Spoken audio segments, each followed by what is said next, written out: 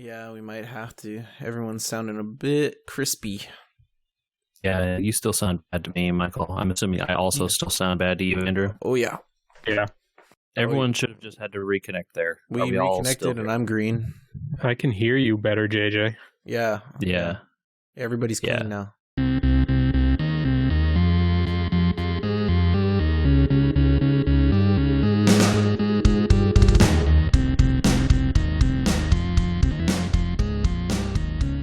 Starting tomorrow, gentlemen, we will know whether or not I have to move my office. Is this because your office is being...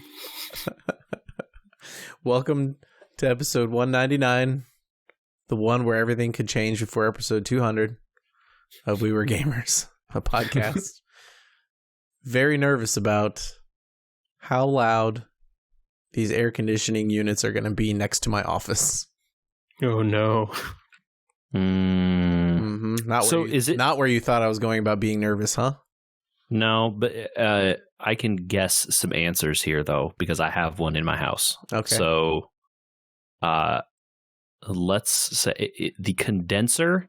The condensers is next are on the to other your side office? of the home. The forced air units are now installed and fire tested and everything and ready to go for turn-ons tomorrow. So they're going to do 4 hours worth of testing and duct work and cleaning and all that sort of stuff. Yeah. Okay. Yeah. So the condensers are much louder in my personal experience. Condensers, but not the FAUs. So the thing that gets installed above your next to your heater or wherever it goes, like on top of a heater, basically. Uh-huh. There is not no noise, but it is much quieter than the condenser outside, which is much louder. Okay. So the at least in coils my and the personal forced airs instance are quieter than I'm expecting. Cool. Well, I don't know what you're expecting, but it is definitely, in my personal instance, the one outside is way louder. I'm hoping that we can run these while doing the podcast is my hope. We'll see. Hello. Welcome to We Were Gamers, a podcast sometimes about home ownership. I'm Andy. Michael's here. Hey, everybody. JJ's here. It's me. The only homeowner thing that I do have to report is that my roof leaks again. Jesus Christ, what? Didn't you just have the whole thing repaired? Yeah, what, huh? This is the beginning of many things we have to talk about that are kind of disappointing. Yeah, we came home from a wonderful trip, which we'll get to in a second, because it's going to need to get positive here in a minute. The trip was very good. Yeah, that's what I was going to say. But let's get the bad stuff out of the way. We got home from the trip, and there was a lot of water staining all over the ceilings on one side of the house. That's bad. Ooh. Yeah. We think we have the issue solved. We'll find out more as it currently rains. Is it raining right now as we record? Yes. Yeah, it's coming down pretty good up here.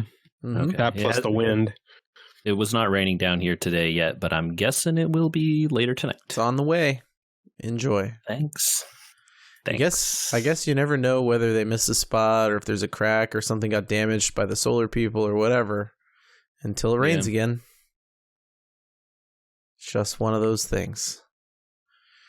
Aren't you supposed to like pour out a glass of water and make sure it doesn't drain through somewhere? Yeah, you can test. They flooded it when they tested it. So yeah, but then not after the solar people came back, right? So and not with as much ferocity as the water that was coming through this past weekend, I guess. Yeah. A lot of which we missed because we were in Northern California. I will say that this was one of the most pleasant air travel experiences I've been involved in a long time. I don't know whether to be happy about that or not. Because the plane was 3/4 full or half full. Yeah. The getting there, while we were there, nothing but good times. Honestly, everything was good. Yeah. Congrats. Shout out, Sean, Linda. Congratulations. Yeah. Love you guys. Congrats on the baby. Super excited for them.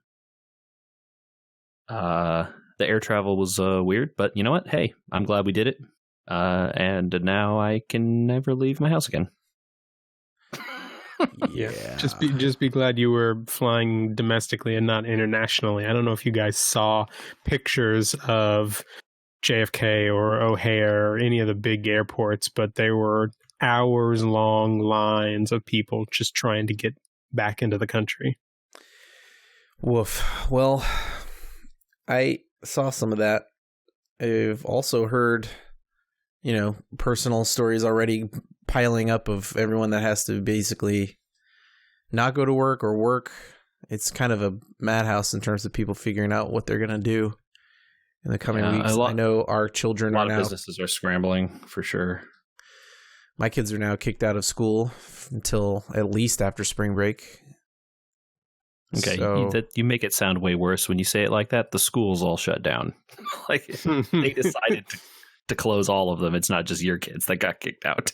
Yes, sorry. All kids are kicked out of school. That's again. Sorry, I'm saying it wrong, I guess. I'm still thinking about whether my roof is leaking while we record this. Yeah. It's hard to not be distracted by everything that's happening. I mean, it's a little overwhelming. So hopefully we can talk about some other stuff and keep people's minds off of it, maybe? Yeah. Let us be your break from things going on around you. Because we know, as we are also currently experienced or did experienced. Wow. Did gun dawn do be experiencing? I think it's because we're connected to the, you know what I mean? Yeah. Mm-hmm. Yeah. That's an inside joke for the pre-show listeners. Anyway, Michael, dig us out. Well, so while you guys were off traveling, I spent a fair bit of time inside, taking it easy this weekend. And as you should. As everyone should. Yes. So I did something that I haven't done in, I'm not sure how long. Dusted your apartment. Nope, not that. Made ice cream. Hashtag got him. I went to another thing next. I said I went to made ice cream. I should have made some ice cream. That's a good idea. Brushed your cat.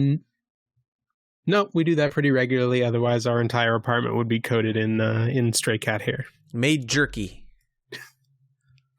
The rest of this episode is just going to be Andrew guessing at the things that I did that I haven't done in a while. Every other one is food.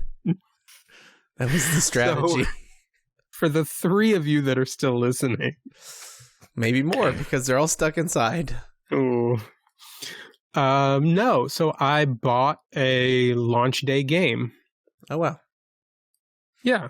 I had originally intended, and I've talked about this a little bit in the lead up to it, to buy Ori and the Will of the Wisps, sequel to the wonderful Ori and the Blind Forest. And originally it was supposed to come out, I think, the day on or the day after my birthday, and they pushed the date by a month. So it just came out last week, and I bought it on the day that it came out and spent a good chunk of the weekend playing my way through it. Flying in the face of We Were Gamers' recommendations and tradition, buying a game on the day one. I know. And so as you do with day one games these days, I had to deal with day one bugs. Oh, great. Yep. It hasn't been anything too bad. From what I understand from having read about it, the PC release was a lot more stable than either the pre-release review copies that they sent out or the Xbox release. So there was a little bit of buzzing in the audio, in the intro cinematic. Oof. And other than that, I've had it freeze on me a couple of times, no more than a handful. The only other thing that I noticed that is persistent is the full screen is not exactly the size of my monitor. So I have bars on the top and bottom, which ordinarily is fine. They would just be black. But in this particular case, when I pull up the Steam overlay, if I exit back out of it, it leaves the ghost image of the overlay in those bars. Oh no. Yeah, so it's almost the nice like it's thing burnt into your monitor? No, almost like it's burnt into those bars. My guess is the game is not drawing that area, and so whatever gets drawn there just stays because it never replaces it with black or with anything else. Exactly. So I did figure out that if I go into the menu and spend like 3 seconds changing it from full screen to windowed and back to full screen, it does redraw the bars and it's back to normal. That's not what you want to do. It's not, but I don't go into the overlay all that much. And it's the menuing to get there is pretty fast, so it's not that big of a hassle. Actually, the worst thing about it is the achievement toasts in the corner. Oh, because they stay up? Well, they pop up, and then there's a little image of the base of them that stays in the corner in the bar. Here's a question. If you play the game in windowed mode or in borderless window, maybe, does that stop? I didn't actually try it. You'd want to do borderless window so that you could just have it be full screen. Yeah. I didn't try it. I'd have to play with that to see if that would work. Because I assume you're playing with a controller. Yes. And so then who cares if it's in windowed or not because you're using the controller. Right. Yeah. I just kind of thought there. I didn't know. Little weird stuff like that causes games to act differently. I don't know why sometimes. Like there was a game, gosh, it's a long time ago, but I remember some game wouldn't use VSync unless you were in windowed mode. That makes no sense. How is that? No. I don't know, dude. Full screen only. No, only windowed. And so because it was games framing, tell me VSync doesn't work unless you're in full screen. This is why I remember it, because it was weird. This is and mind-blowing. So you force it into borderless window in order to make it use VSync, and then it ran nice and smooth at whatever frame rate instead of going all over the place. That's seems bizarre. Yeah, because it was a long time ago, but I remember it. Because VSync does the whole monitor, but if you're windowed, you're not. Yep. It was something about like when it's windowed, Windows forces it to use VSync, and then so it wasn't the game; it was trying to get. Well, because the game wasn't doing it. Yeah. Because like VSync wasn't working, and then it did work if you forced it into windowed or something like that. I don't remember. I could see the full extent of this. It was very silly.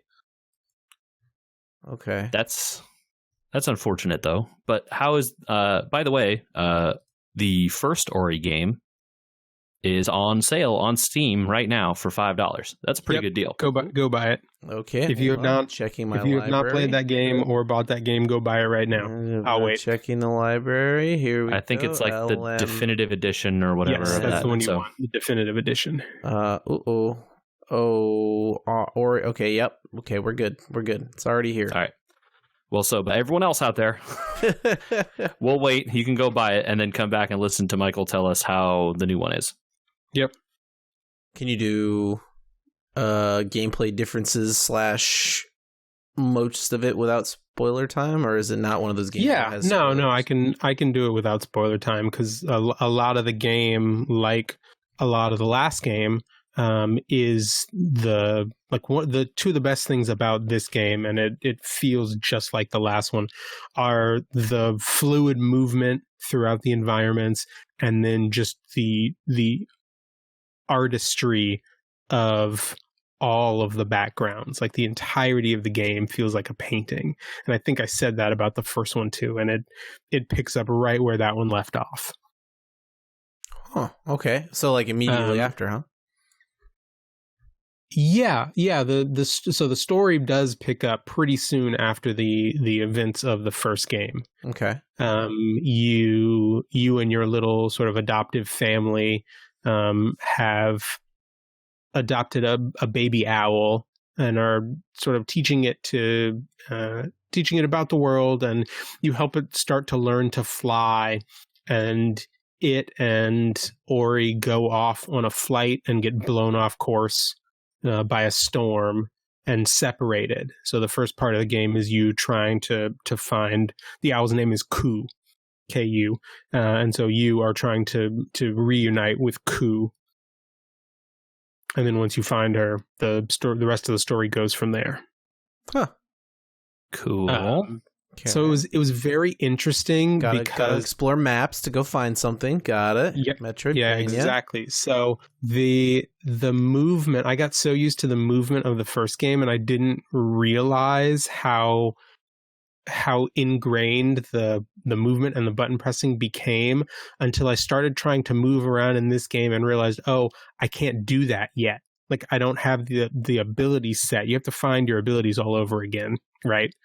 And realizing, oh, I don't have the ability set yet to move in the way that I got used to moving by the end of the first game. So that's probably like what happens when you play a game like that back to back, though, right? Yeah, it is. So one of the things that is very different about this game is that there is a much stronger focus on combat. So this game has actual boss fights, like metered boss fights, kind of old school platformer style, where they have the long red health bar across the top and you have to whittle it down. Okay. So is this kind of like a Soten style? In terms of the combat, I mean. A little bit. So the combat in this one, you have 3 buttons. If you're using a controller, you have 3 buttons that you can map abilities to, keyboard as well. And then you have an ability wheel that you can pull up on the fly and remap your abilities as you go. So you can basically respec yourself on the fly to adapt to the environment that you're in, the boss you're fighting, etc. So you have like a ground pounding move that if you're in the air and you use it is also a hammer. You have a light sword. You have a bow and arrow. You have like a ninja star. You have a spike of pure energy. And you can, they're variably suited to different fights and different environments. And so you can trade off between them as you go to find what works best for what you're trying to do. Cool. This sounds awfully familiar. Does it? I don't know. That stuff doesn't sound like Soten. I know. But it sounds cool. A lot like Jedi Fallen Order. Oh. Which we've started a discussion on the side, maybe, Michael, this past weekend, about whether it's really a Souls-like or might instead be a Metroidvania. Oh. Unsure. Maybe Souls-likes are just Metroidvanias. It can have a little of both, Mm-hmm. Maybe. I will definitely say there are some things in Dark Souls where it's like you got to explore a map quite a bit, and then some places you can't go until later. Yep. Very much so. I think it might be a little more Metroidvania-y in Jedi Fallen Order than Dark Souls 1 anyway. Okay. Not to sidetrack Ori, I'm sorry. You're good. So yeah, at this point I'm 90% of the way through it. According to the progress meter, it's not a super long game. I'm 14 hours in, a little more maybe, and I went back and looked at the original, and the whole thing took me less than 15 hours. The first game. Okay, so it's on par with the first game at least, but that's shorter than I expected for a sequel. Yeah, so we'll see how much longer, because I know there are at least 2 more areas that I have to explore.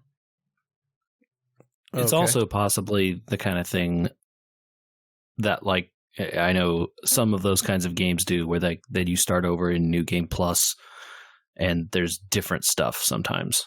I'm not sure if this is that kind of a game, but the Metroids do that sometimes, where it's like, oh, your percentage is just the percentage of the map, not necessarily percentage of the story or whatever. Yeah, and it might be percentage of the map, because I have explored almost all of the map for the areas that I have accessed so far. And sometimes you go back to other areas and it's like, oh, hey, you've already been here, so it's explored, but this boss wasn't there before, and you end up doing stuff like that. Yep. Yeah, and so in each of the major areas, in the second part of the story, you get an ability to help you progress through that area, and then it also lets you explore more of the other main areas.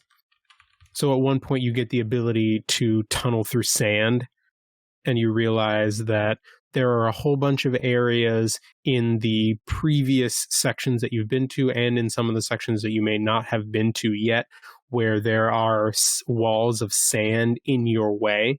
And it doesn't necessarily stop you from progressing, but maybe there's a hidden area behind a wall of sand.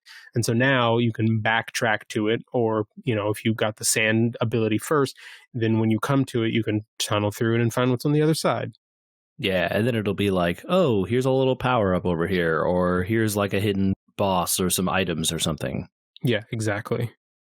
Sounds cool, dude. I seen video of this thing, and man, it looks so good. It is, and that's so. I noticed I fall into something that I definitely fell into with the first game, which is catching myself just screen watching and not necessarily paying as much attention as I should to what I'm doing, which can sometimes be hazardous to my health. But yeah, the environments are just so well drawn. And I read a little bit about it, and one of the heads of the art team was saying that they tried to make sure that everything in the background has a little bit of movement to it at all times, so that it feels like everything around you is sort of breathing. And they did a spot, like, that's a great way of putting it, because it is spot on to that. Everything just feels alive around you.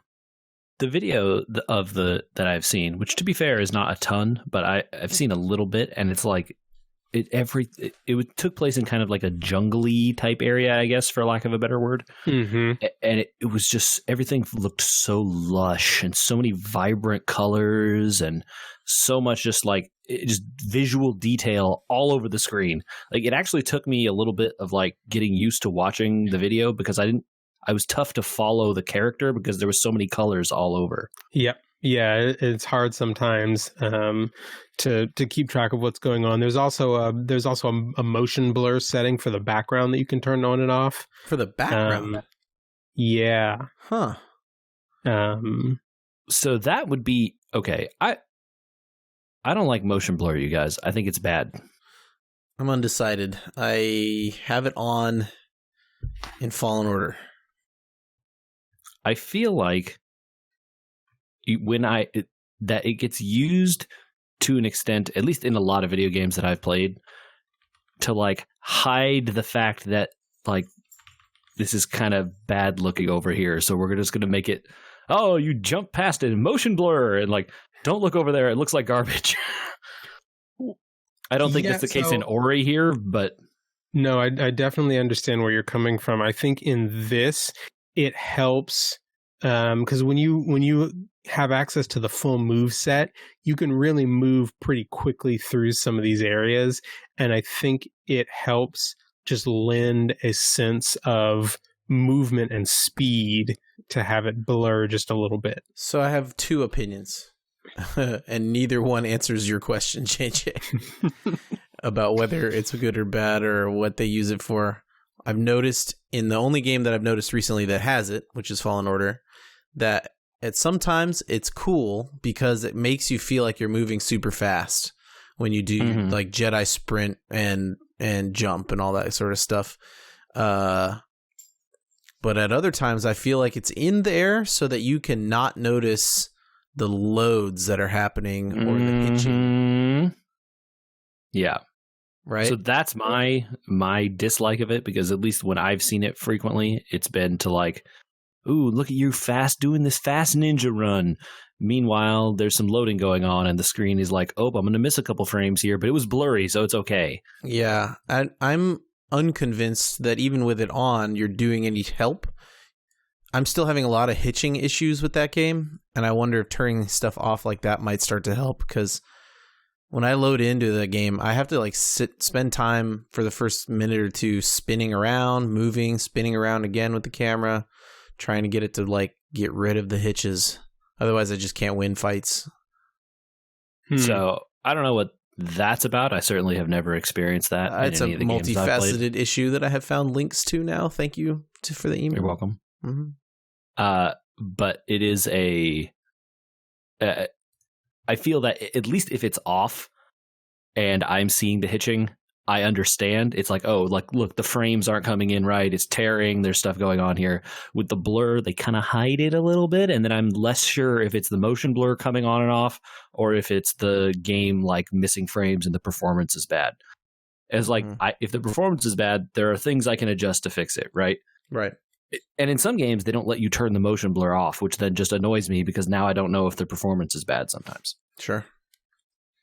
No, that's the direction I come at it from, but I don't, it's not always the problem, right? If you're a game developer or you're a fan of motion blur or you know more about it than us, you could always email us at podcast@weweregamers.com. Yeah, I would be curious to hear. Tell us why. Motion blur. Or why not? Blur.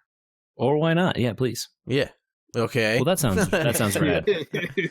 Yeah. So I'm excited to finish it up. At this rate, I will probably have finished it by next week. Yeah, one would guess, especially if you're told to go home at some point soon. Yeah. Not that you wouldn't be working from home, but, when you work from home, you probably find yourself with a little more time than you would at work, right? Yeah.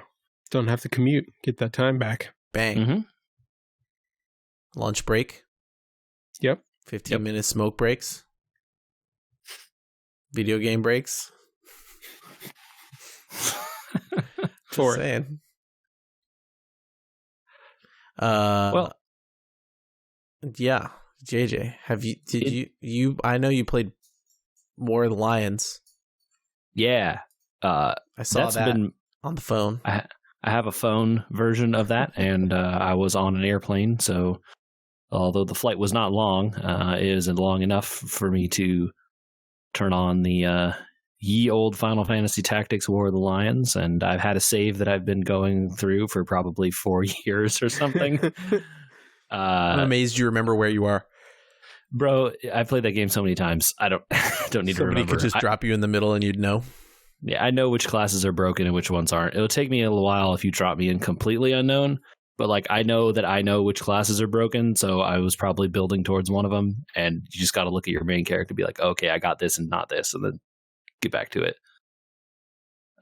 Yeah, so I played a little bit of that on the plane, but what I was really chomping at the bit to get back and play, which I didn't really get a chance to do yet, but I probably will do later this week, is Trails from Zero. Okay. Yeah, in the original Japanese. Trails as in the Trails games that we consistently talk about this podcast every 2 months or so. Well, I feel like we're talking about Trails every 2 months, which is fine. It's a good thing. That's certainly wrong because they haven't put one out in quite a while. No, I know, but between you playing them and then Michael playing them and then you playing another one and then Michael playing another one. You know what I mean? And then Michael stopping because he was waiting for more of them to come out. Yeah, Michael did and then do that. Now 2 of them coming out within a month. You can defend yourself at any time, Michael. No, that's fine. I paused. I need to go back. Really, Andy, we were just giving you enough of a break to come up with more words to throw into the title every time you bring the game up. Yeah, because I will now read the full title here. The Legend of Heroes, Trails from Zero, which is a really long title. Well, where did the Legend of Heroes come from? It's always been there. No, because you've always said Trails of Cold Steel, Fire in the Sky 17. Yeah, because we've been leaving off the Legend of Heroes. You guys have been leaving stuff off in my title sequence? Yep. Yeah, you have been leaving it yourself off, but yes. I was misinformed in this entire scenario. They tried to shorten it to throw me off. So the Legend of Heroes is the overarching saga that all of these fall under. Is Zero a Sky game or a Steel? Hold on. Actually, The Legend of Heroes goes back so far, back to like the NES level era games. 92, I want to say. Yeah, and those games are not all connected to the Trails games. Those games are connected to the Trails game? Are not. Oh. Are not. Okay. Trails of the Sky Cold Zero. Trails in the Sky is the first set of games. There are 3 of them. The second set of games are called Trails from Zero, and now the second one would in theory be called something like Trails to Azure or from Azure, depending on how you want to translate it, I guess. Anyway, this game, Trails from Zero, has not been released in English. Where does this fit in the games that you guys have played that are all connected? This one right is between right in the middle. Trilogies. Or Right. sorry, trilogy and quad. Yeah. Quadrology? Yeah. Sure. So there's 3 games, and then there's a 2-game set, and then there's a 4-game set. And the 4-game set is not available. The 4-game set, the first 2 are available, and the third one is coming out at the end of the month. That's the Sky? That is Trails of Cold Steel. That's Sky, Steel. all 3 are available right now. Sky is cold. Okay. Got it. Do I you? hope everyone else... Nope, doesn't. I really don't have it. It's really straightforward. Andrew is making it sound complicated. It's not hard. But these are all of these are an RPG series written by Falcom is the company. And this particular game, Trails from Zero, was not localized in English. However, this weekend a fan translation released their work on it, and they didn't just translate the game and like let you apply a patch to put it in English. They did the whole, like almost a full localization process. So it comes with an installer. It will install the Japanese version of the game for you because you can't read Japanese in the installer. How do you get the Japanese It changes version the of it? option. It changes the option menu. It adds a whole bunch of like PC options for upscaling and anti-aliasing and controller support, and integrates with Steam if you want it to, or GOG Galaxy, and has art to let you put it in so it looks like a normal Steam game. Gosh, I really hope this is some college student that's bucking for a job. This is a group of people, a large group of people who've been working on it for several years. So I don't know how large long. Fan base. People that like this series are extremely passionate. Yeah. Yeah, especially when they don't get games in that series. I mean, if you that- really could that memorize are- these names and get them right and know where they fit in the order, you're a good fan, I think. Yeah, I mean, how many Marvel movies are there and what order do they go in, Andrew? There's way more than these. 14. I'm wrong. There's more than 14, I think. 23. There's probably even more than that because we probably missed some. My point is I could put that them all in order. No, I believe you. I really actually can't. I don't think I can. I would get them I could- wrong. I have no I could idea probably where get Iron Man close. 3 goes. Yeah, same. It has to go before... I don't know. Avengers 2? Yeah. Yeah. Uh-huh. But And then I don't Also- know where like Ant-Man 1 where goes. does Ant-Man 1 fit in? Who knows? Who knows? Anyway, so this game takes your legally purchased copy of the Japanese game, which has a PC port from the company for Japan. It's just not in English. And it will install it in English on your Windows PC and then add all the English files and all these updates and stuff. But how did you defeat the region code on your DVD player? Well, so you could do that if you have a DVD copy of the game. Or you can Or download it digital download. from a Japanese site. Now, they won't let you use your English credit card, but you can buy store credit and then use that. Yeah, you could do that. That works. Okay. So they won't let you use your English credit card to straight buy the game, but you can buy credit on their store with that, and then you can buy the game. It's very confusing why they make you do it that way, but whatever. It's really weird. Yeah, I wonder. So you did this. I did do this. Okay, and your credit card was not declined. No. Mine it was was not. declined from that wonderful 101 thing. So I have done things like this in the past. Oh, maybe you're already marked for. So I have backed some Kickstarters that have been in Great British type money. British monies. I've used a couple other online stores that were in the EU. Okay. I don't know if I've done a Japanese one before. So what we're saying is JJ's card is extremely susceptible if you get the numbers to getting the charges go through. It's not. I monitor it religiously. But I will say it was not like once I had the game downloaded, everything worked quite well. There was one hitch in installing it, and that it failed with some kind of error code. And then I looked up online, and the error code is install success, restart required. Oh, well then. So I restarted and then reran the installer, and everything was fine. So did they, the fan translation, does it patch the Japanese installer, or does it run itself and then call the installer? So it is installing the game for you. Okay. So you point it at the files. And it has a lot of like surprising amount of variability, right? So you can point it at your already installed Japanese copy if you were able to figure out the Japanese installer, or you ripped the installed version off the DVD or something. You can point it at your uninstalled copy of like just these two unpackable files and be like, here, you figure it out, and it will do that for you. Or you can point it at the game that is already like installed on your computer and ready to run. And because you have read Japanese and have played it before or something, I guess. I don't know why you would have that version. And then it will patch the required files and stuff to make it work. That's cool that it will basically handle anything you throw at it. Mm-hmm. And there's a guide on their website about how to get it to, how to make the installer work and stuff. Now, how old is this release from Falcom for the PC? Is this like a game that's getting patched regularly that you're going to have to... Absolutely not, no. Okay. Not recent this game, enough. Once it's on, you're good.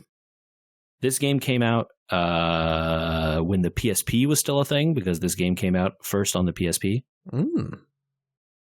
And that was the original release, and there was a PC release like a couple years after that, Japanese PC release, and then it has never come out in English. Okay. So, yeah.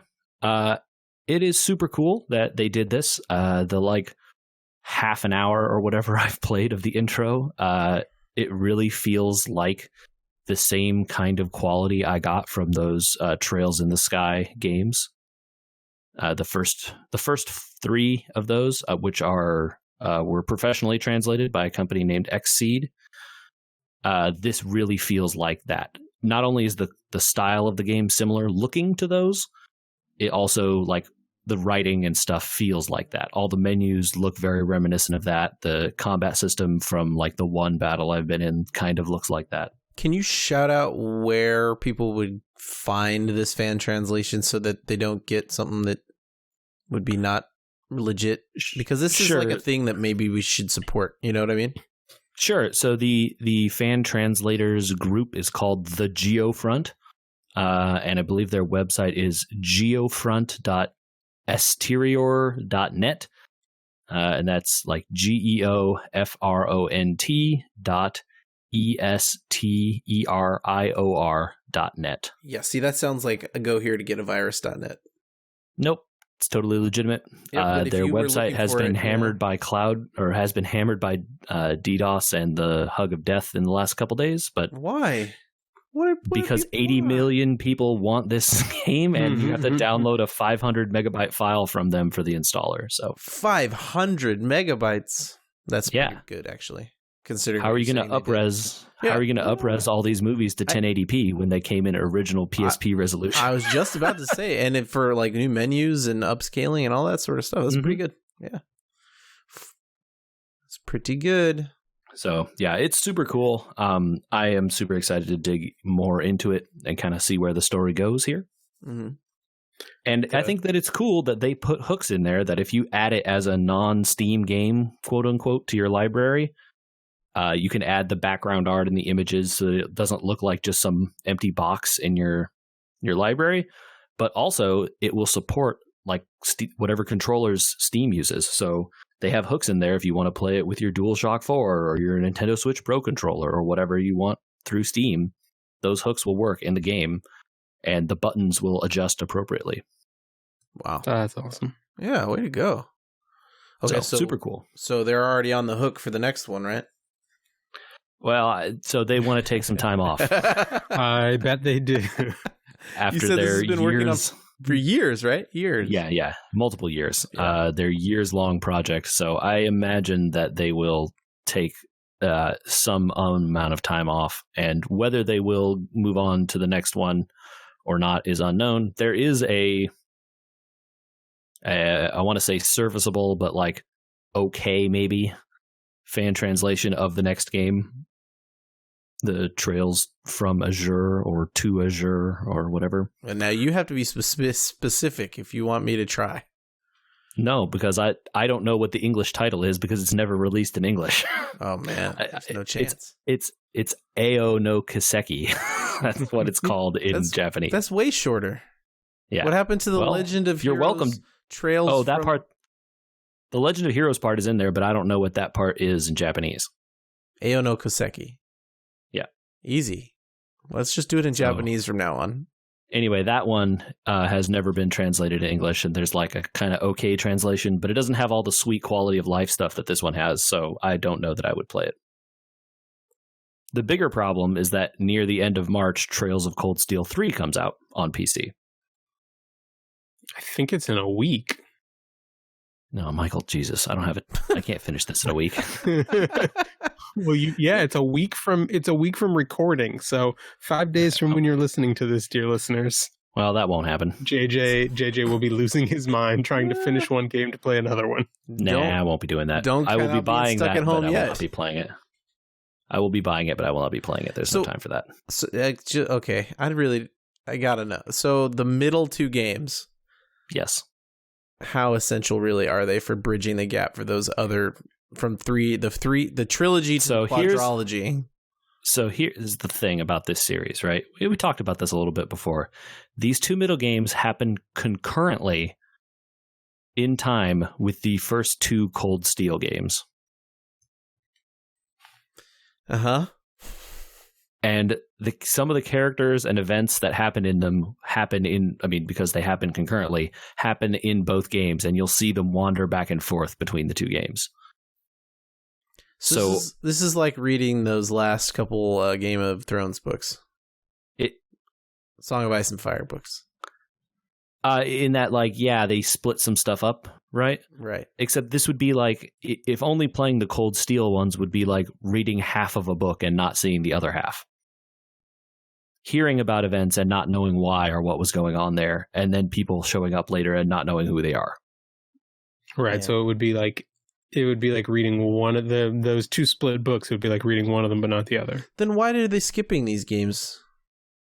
So it is not essential for you to know what happens in these two games to enjoy what happens in those Cold Steel games, but you will enjoy them much more if you do, right?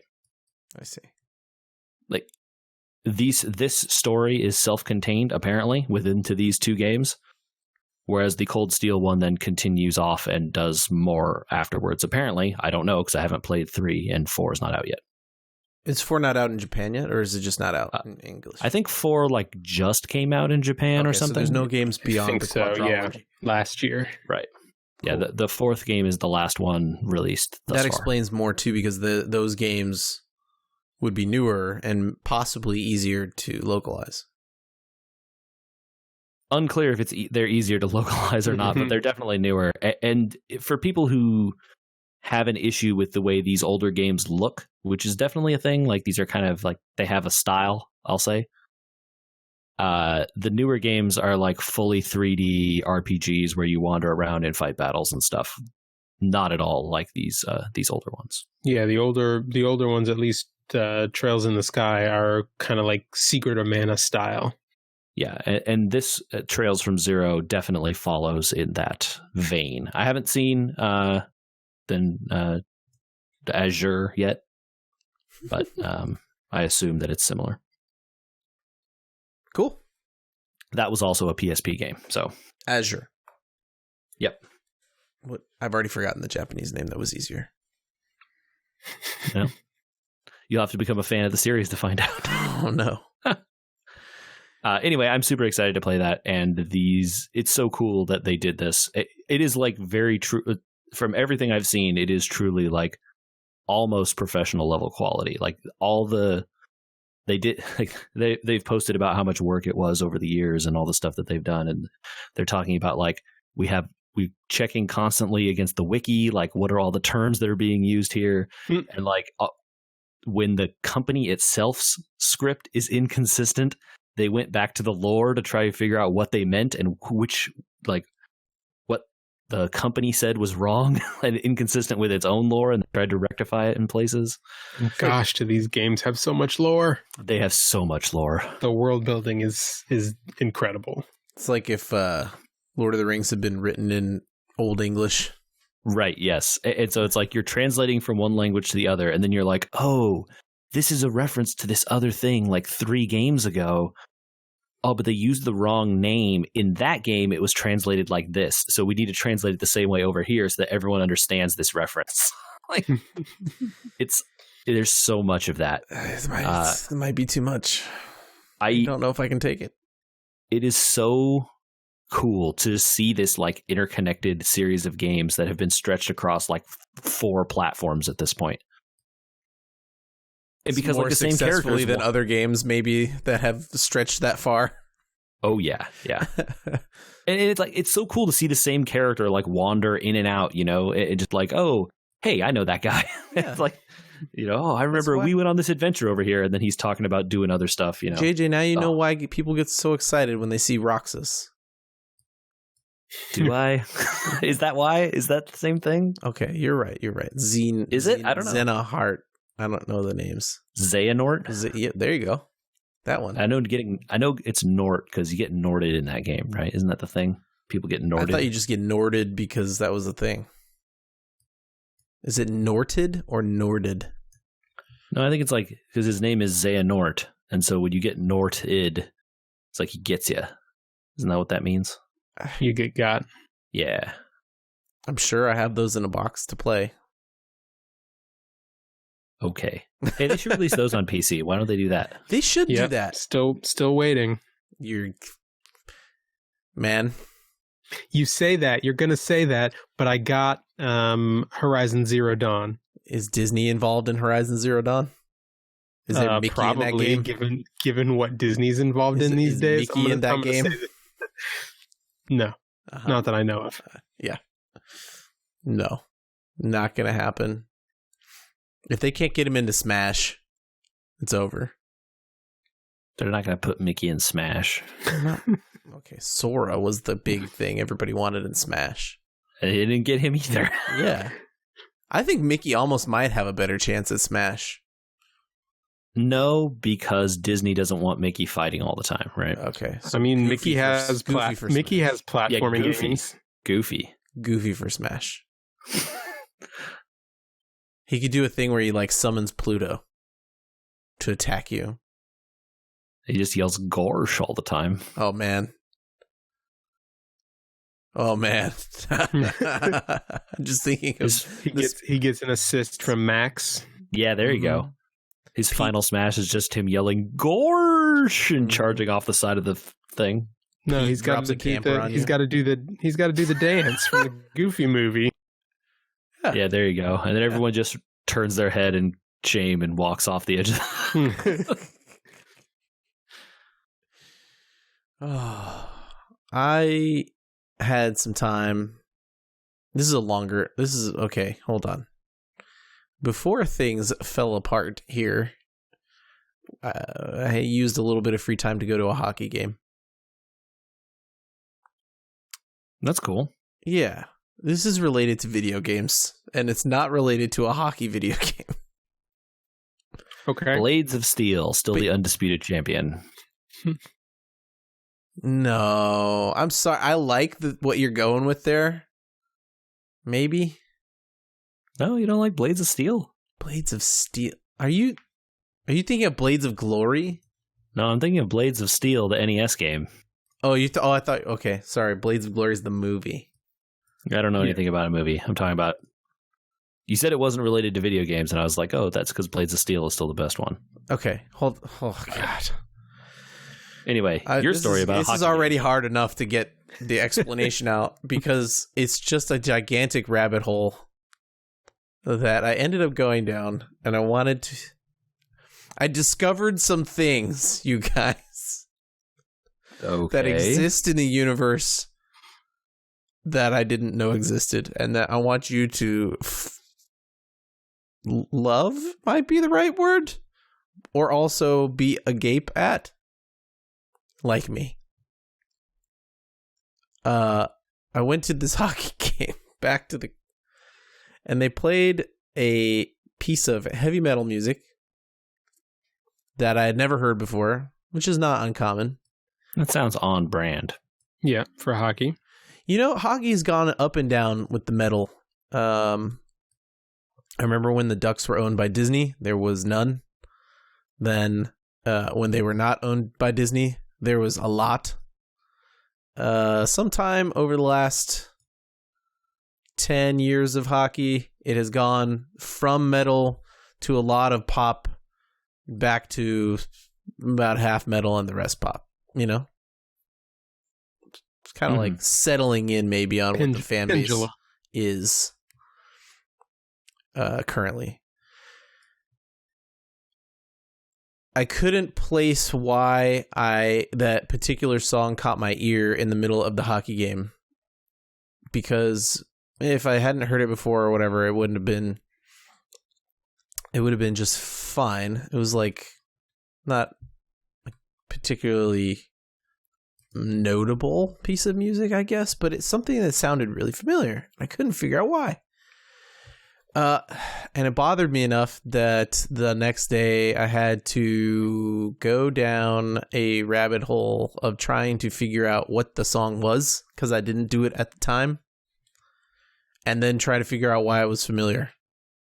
Oh, this is why you need that phone thing that just tells you what song. I totally have the phone thing. Could have used it. Didn't think about it at the time. Middle of a hockey game. Yeah. Well, it was. You were doing a thing. Yeah, it was a close game. It was exciting. People were scoring. I was not there alone, so I was talking to people. But in the back of my head, there was this thing, right? I'm trying to figure out what order to do this in here. I'm giving you the stuff that I heard. Let's do this one first. Music links for the pod in the chat. Here we go. So I'm going to link you the song at the time. This is the exact music and noise that caught my ear at the thing. I didn't... Just this exact moment, right? Do you get what I'm saying? Yeah. Okay. Yes. Send us the link. Okay. Sorry. I don't know if you want to hit play on the same thing or just go for it. Oh, I know what this is. You've heard this before. Yeah. Where have you heard that before? The internet. Oh, when did you hear this on the internet before?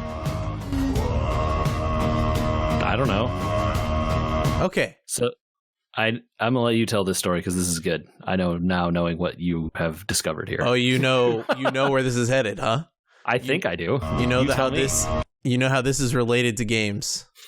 Nope, but you're gonna keep going, and I'm gonna find out. I'm excited. Oh, interesting. Okay.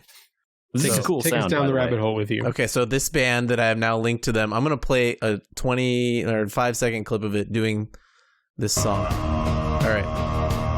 So now everybody can hear it on the podcast. There we go. This is really disorganized, but it's about how my brain worked finding this.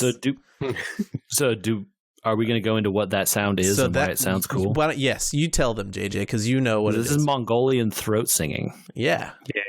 Yeah. It's rad. It is. Yeah, it's some cool stuff. It is something I knew existed already. I have heard people Mongolian throat sing before. So I at one point wandered down this YouTube rabbit hole, but just for the songs, like the Mongolian throat singing stuff. I don't know how this gets into games later. Okay. So this band that I've linked you is called The Who, short for Hunan, which is human. And they do Mongolian throat singing to metal. Awesome. Yes. So like this song I've linked you is called Wolf Totem, and they played that segment of it, that throat singing part. And there's one piece that lines up and it's throat singing straight into like metal. And they use some traditional Mongolian instruments as well. Like you can see a guy playing a 3-string. It looks like a guitar. It's called a topshur. Anyway, these guys are really cool. I went down the rabbit hole on figuring out who they were. And they sounded so familiar to me and I could not figure out why. Anyway, these dudes are super popular, by the way. I did not know they were super popular at the time. They're super popular because they brought Mongolian music out, but they also caught the attention of one EA Games. Oh, I know them. Yeah. And another company called Respawn. Why don't you go ahead? We can hit play on this one once you guys click it in. What, 3, 2, 1? sure. This is the opening to Jedi Fallen Order. Just give it a few seconds here to... Okay.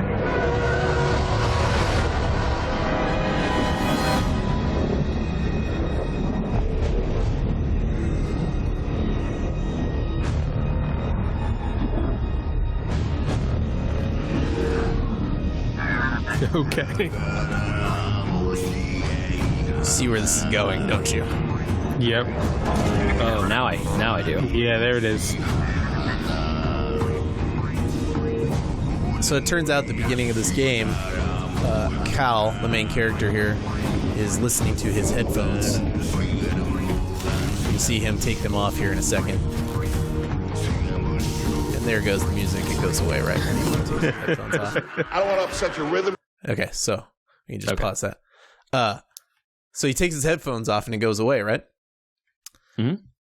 I did not pick up on that that was the that is the Who, by the way. Oh, yeah, it's the same band. That's rad. That is the same band playing that song.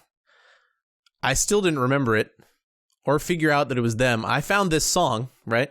This other song, this Wolf Totem song that they had played at the hockey game. I didn't really connect that they were connected until later on in Jedi Fallen Order when Cal, apropos of being very Cal Kestis, who you come to realize is kind of just uses his affable nature to get through some pretty horrific events.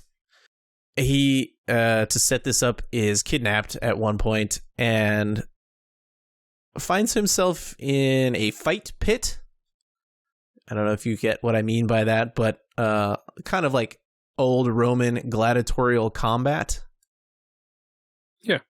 Combat arena. We got it. Yeah, combat arena. And I put this at the moment that Cal, don't hit play yet, just wait a second. I put this at a moment that Cal, you escape from this thing and you accidentally fall into the fight pit. And this music picks up around you. And in his affable way, Cal says, "Oh, I recognize this band."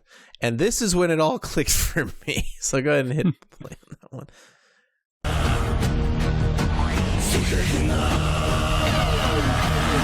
Okay.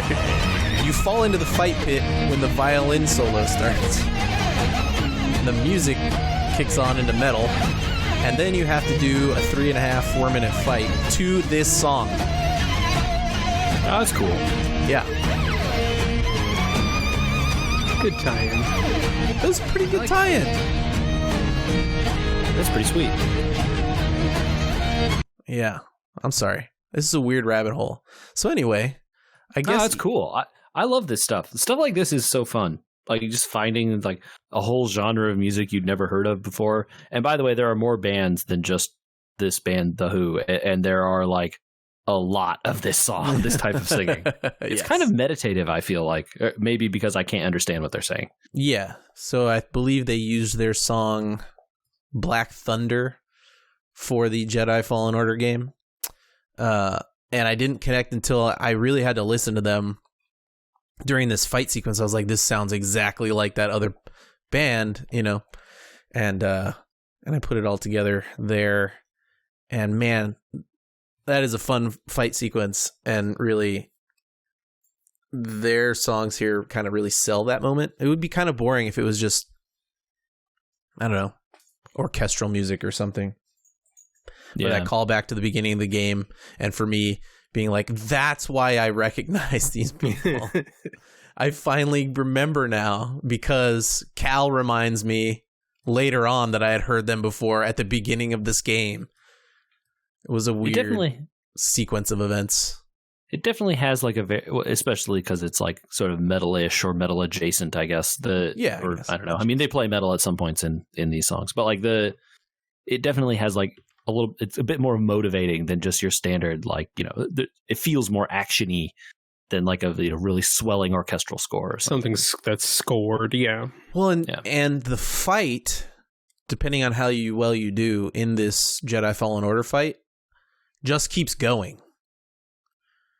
So, you know, at first you're just fighting one big bad dude and like a couple of little dudes, and then JJ, as you know, like then you start to fight bosses that are kind of like no longer bosses but are still pretty hard. Gotta escalate, man. Yeah, it escalates into like, I'm fighting 3 things that used to be a boss all at the same time. Mm-hmm. Yeah. And you have to kind of wait to get to this final moment where you get rescued out of the pit. So the better you do, the harder it gets, you know? And that's cool. The music, that music doesn't really, that type of music doesn't let up for the things are going to get better moment. It's just like, oh my God, I'm getting exhausted here. I can't, it's a Souls game. I'm really tired after this fight. I need a break. Oh man. All right. We should probably wrap it up there. Yeah, maybe. Do we want to do like 5 or 10 minutes on the sports? Do we have the sports? Most of the sports are canceled. There's still sports news, kind of. If you guys want to talk about NFL stuff, maybe we do it after the outro here. Yeah, sure. Let's do it. We got 5 minutes for sure. All right, but first, if you had heard of The Who before I did, or knew that they were in Fallen Order, unlike me, or you had the same moment that I did, where would that go? I'm going to make that pause longer every time. It's really awkward. You could send that to podcast@weweregamers.com. That's an email address, and we read it, and we will happily read your email and maybe talk about it on the show. We also, you can contact us at our YouTube channel, which is search for We Were Gamers on there, and hit that subscribe. It really does help us out, and watch those and listen to those videos on there because they are great. Curated podcasts in playlist form there from Andrew.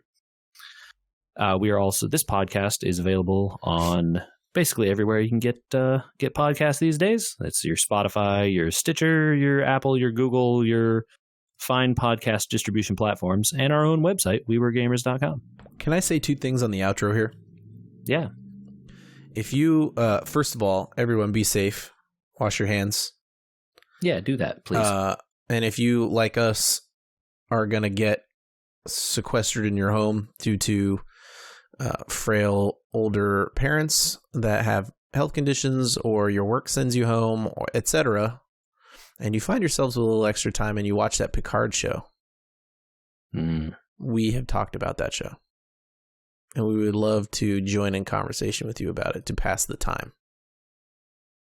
There's things to talk about in that show. So listen to those episodes and then email us, because me personally, I want to know what you think. It's getting interesting. It is getting interesting.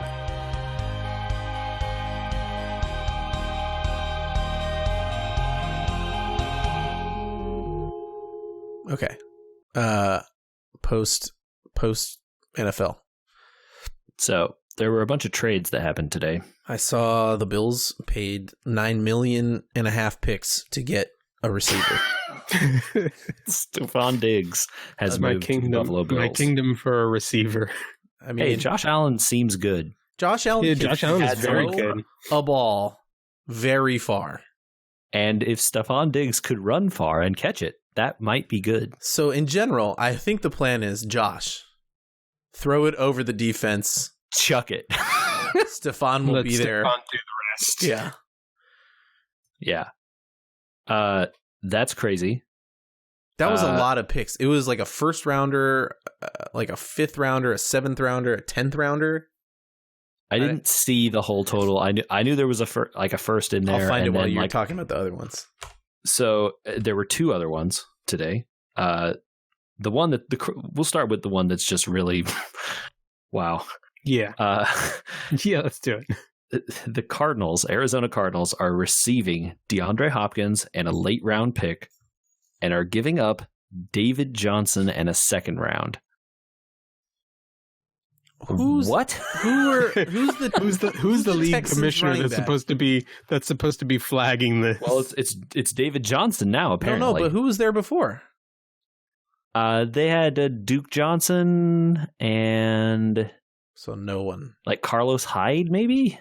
Okay. No, he's not on that team anymore. Hold on. David Johnson used to be good. He was good 3 like seasons. 4 years ago. Yeah. So And he hasn't maybe played they a full season since. Okay. Or actually, maybe did he play most of last year? I don't know, because Arizona was. He was out for the first few games and then came. But Arizona has had such a weak offensive line in the last couple of years, it hasn't mattered that much. Stephon Diggs compensation. First rounder, fifth rounder, sixth rounder, fourth rounder, seventh rounder. Those are in like different years, then I guess. But that's only crazy. split between 2 years. That's crazy. Wow. That's one, Crazy. two, Like three, 6 four, picks? 5 picks over 2 years. 5 picks for Stephon Diggs. I mean, Stephon Diggs is good, but man. Jeepers creepers. But let's talk about the Texans here. What are they doing? I don't. They're trading for David Johnson, who is probably still not bad. Like, he's probably all right, but he's got. But you trade a Hall of Fame receiver. Right. You're trading a Hall of Fame receiver to Arizona, and you're only getting a second. And you're giving up a Hall of Fame receiver and some picks. A pick, I think. Why would you do this? Also, David Johnson is owed like a pretty big salary at this point because he's now famous. Was DeAndre Hopkins' salary crazy, maybe? Maybe. Free but up some cap.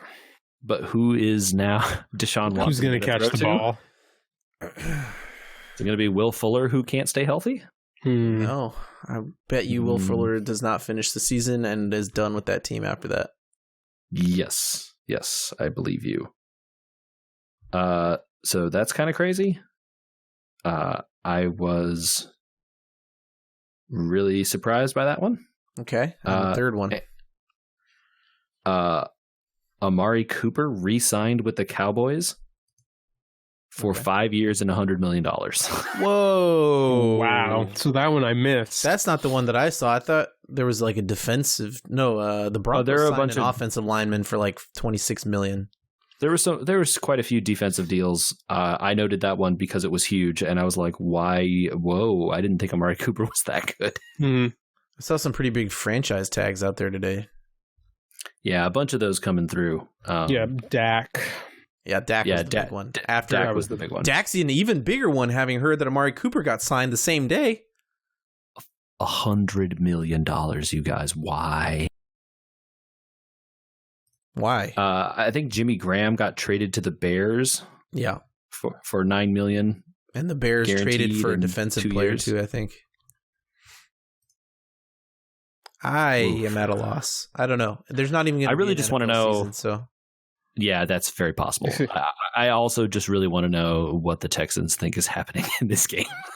I don't know unless they have some major plans for receivers in the draft and they're building towards the future. But then why pick up David Johnson? Do they really have their eye on someone in the second round? Well, what's their first round pick situation? I don't even know. It's just, man, what are they doing? That trade is just so like that trade right there is one of those that if it came across in your fantasy league, you would veto it. Right? It's like, oh, some picks and David Johnson for DeAndre Hopkins and a pick, like a so what kind of bad what if it went through? Everyone would be like, no, just Hopkins for Johnson. No, Mm-mm. that's terrible. Based on how Johnson has performed the last couple of years, there's no way I would do that. I'd let it go through in the offseason. So your situation's a little different, right? You're talking about like a dynasty type situation. Yeah, if it was like I'm talking about redraft. Yeah, in a redraft, it's pretty. I don't know. It's very lopsided. If David Johnson has been year, awful. It would be pretty lopsided. If in any time in the last 2 years, it'd be awful since he's been on Arizona. Like I'm not. I guess I wouldn't say veto. No, not since he's been in Arizona. Because his first season in Arizona he was running all over everybody. Oh yeah, you lit him up like gangbusters, dude. And then they switched coaches, and it was like they forgot who he was. And then he didn't play basically, or he just got stuck in the line. They changed scheme, and rather than getting him in space, they just tried to run him up the middle. That's right. Yeah. Mm-hmm. And that's not how it works. All right, I had some of those were so crazy to me. I just don't. They're crazy. Can I keep you on the line for another minute? Yeah, what's up? So it took me 3.5 hours to find The Who and that song that I had heard at the hockey game. Okay. Along the way, I ran into a bajillion metal songs because I had to like try and piece together who it could have been, and sourcing like the sounds that I heard versus actual lyrics, because there were no lyrics obviously that I could understand since it was in Mongolian. I ran across this thing being existence, and I think you should just blind click it without reading what it is, because I want you to experience it. Oh, I knew about this too. Oh, damn it. I've never watched any of these. You should just watch it.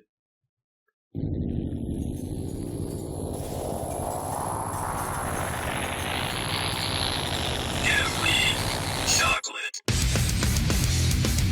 Are you enjoying this, Lenny? This is a lot. This is a lot. Yeah, there's a lot going on here. So this is called kawaii metal.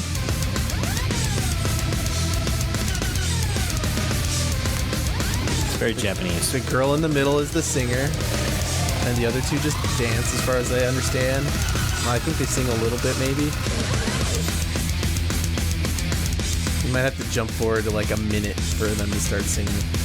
Yeah. I'm at like a minute 20, and they started singing. Yeah, so I've heard of this particular band before. You'd heard of baby metal before? Yes. Give me chocolate, man. It sounds like metal. It sounds like J-pop on top of metal, which is so discordant to my ears that I don't know if I can handle it. That's something. Because it's so discordant, it's kind of enthralling. I don't want to say it's good, but it's like, like Odysseus and the Siren kind of thing. You're like, I have to kind of hear more of this because I can't believe it exists.